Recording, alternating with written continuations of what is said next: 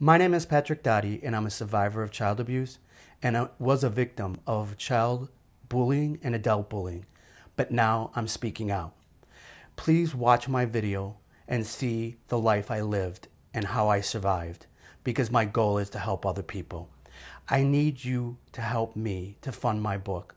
The manuscript is written, and I'm ready to publish, but now I need funding. So if you could please reach out and help me, I would so much appreciate it, because we can help others who are victims.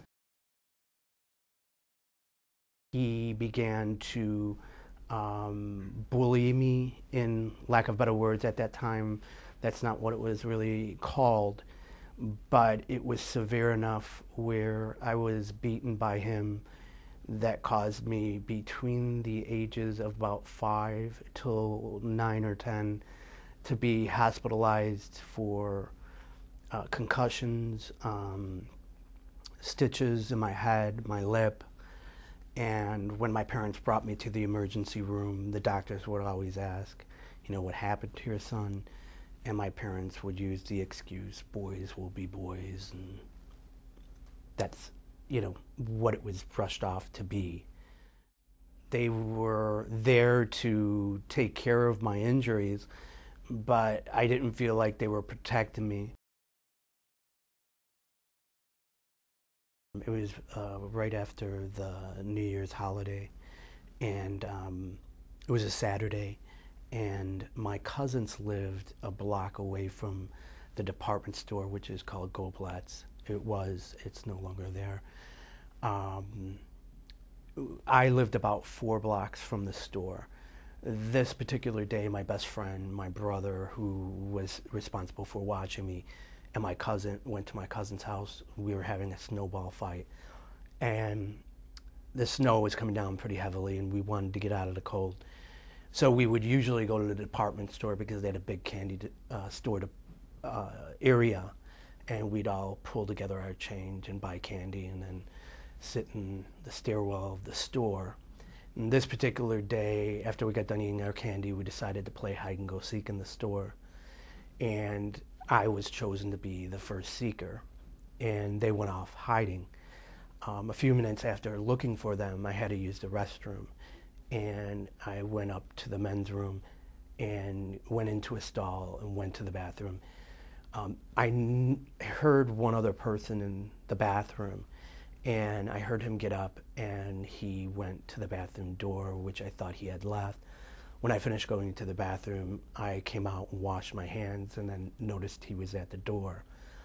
As I approached the door, he locked the door inside, and he grabbed me with his hand by my mouth, and he turned me around, and he put a knife next to my neck, and he told me that he wanted me to follow him out to the parking lot and to get into his car with me.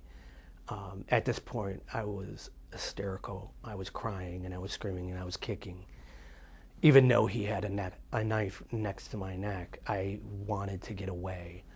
At this point, he knew he couldn't get me out of the store. So he had already locked the door. He threw me to the ground, took my clothes off, and raped me. After that, he left the store. I picked myself up, and frightened to death that he still might be out there, I ran out of the store and ran home and climbed into my closet in my bedroom. About an hour later, my brother came into the house, and he was screaming my name, and I was in the closet crying. Obviously, he had no idea what had happened to me. He pulled me out of the closet, and he said, I'm responsible for you. If Mom and Dad know that you left without me, I'm going to be in trouble. At that point, he beat me up until I was bleeding. Again, laid on the floor, had my head between my legs, and cried more. I wanted to talk to somebody. I had wished my parents had gotten me help with a psychiatrist or a therapist. At this point, I was about 15 years old, and that's when I started to experience with drinking and drugs, like most teens do. Although my friends were doing it because it was a thing to do, I did it to escape everything that was going on in my mind. Um, and it was an outlet for me to not have to relive what was going on with both my brother and with now knowing that John Wayne Gacy was the person that raped me.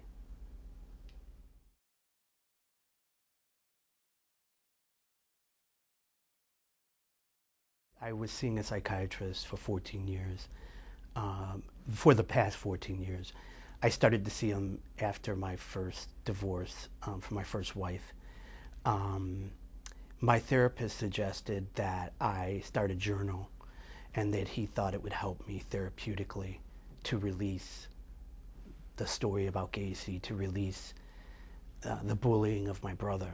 So I started a journal about 5 years ago, and several of my friends are writers, and I shared my journal with them. And they said, "Your story is unbelievable. You need to tell it." And I said, "Who would be interested in my story? And I'm not a writer." And they said, "This is a story that can help other people. You need to speak out." I still kept it running as a journal, but then I started to send it out to individuals that I thought would give me the opportunity to be a voice and to help others that have gone through something similar to me. So the journal is now a manuscript, and I'm looking at getting involved with doing public speaking so that I can help male and boy survivors of abuse and bullying, because most men and boys tend to hide and not disclose out of fear and of being believed, and that is exactly what I was. I was the same statistic.